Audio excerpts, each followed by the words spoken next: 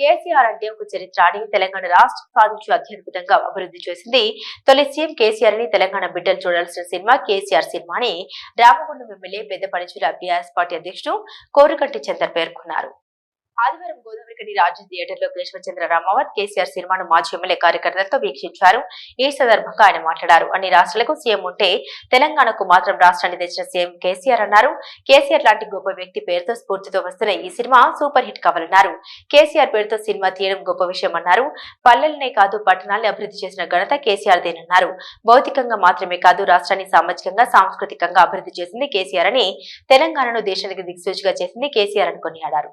ప్రజల ఆకాంక్ష కోసం ప్రాణాలను సైతం ఇవ్వడానికి సిద్ధపడి కేసీఆర్ గారు అమర నిరాహార దీక్షకు పూని ఒక రక్తపు చుక్క నేలకు రాలకుండా తెలంగాణ రాష్ట్రం సాధించాలని తెలంగాణ రాష్ట్రంలో ఉన్నటువంటి అన్ని వర్గాలను ఒక్క తాటిపైకి తెచ్చినటువంటి ఉద్యమ మహానాయకుడు గౌరవనీయులు కేసీఆర్ గారు తెలంగాణ రాష్ట్రం కోసం ఏ విధంగా అయితే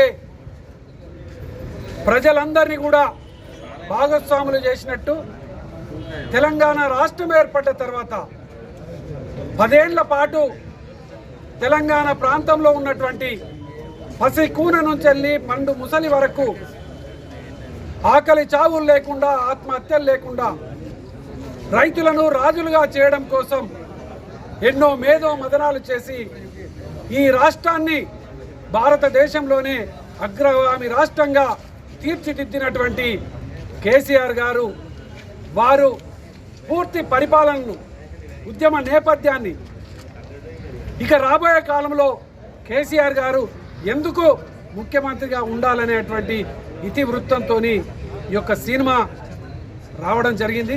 దీన్ని ఈ ప్రాంతంలో ఉన్నటువంటి ఉద్యమకారులము బీఆర్ఎస్ పార్టీ నాయకులము ఆనాడు సకల జనుల సమ్మెలో పాల్గొన్నటువంటి ప్రతి ఒక్కరు చూస్తూ భావోద్వేగానికి గురి కావడం జరుగుతూ ఉన్నది.